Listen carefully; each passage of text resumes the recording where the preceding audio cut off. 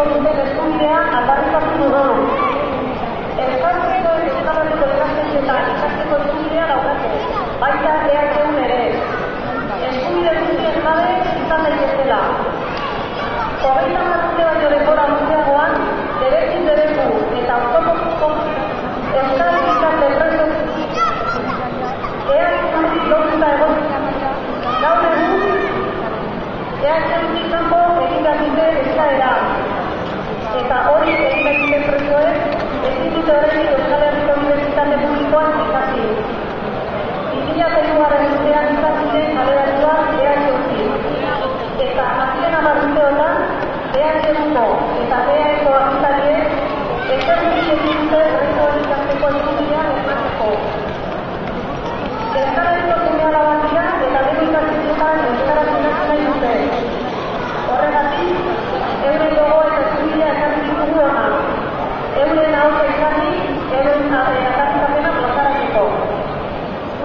Al señor Urkullu queremos recordarle dos importantes decisiones tomadas por el Parlamento de Aragua en el año 2004. La primera, una propuesta no de ley aceptada por el Parlamento que recoge el derecho de las personas vascas a estudiar en la UPV de Euskara. La segunda, la ley del sistema universitario vasco que recoge el derecho al estudio para todas las personas sin ningún tipo de exclusión.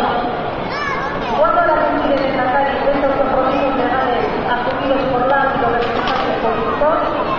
¿Cuándo desarrollarán la normativa que se plantea en esta ley para facilitar el estudio en igualdad de oportunidades? Le recordamos que las personas de los vascos tienen derecho a matricularse en la UPV y a recibir una formación universitaria gratuita y de calidad.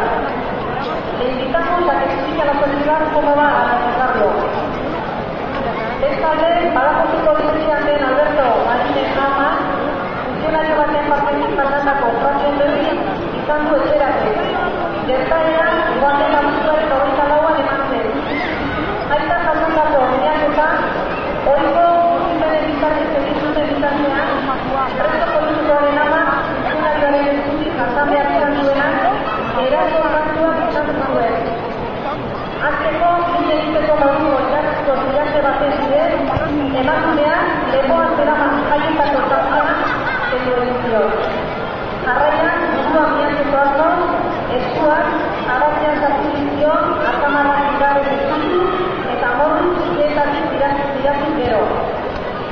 Funtzionarien, emakumean zeraman jaietako igortzeko eskatu zion medida, egitean bularretako topa piezak berak irazu zuen, bularrak agerian utzi. Goma igortzeko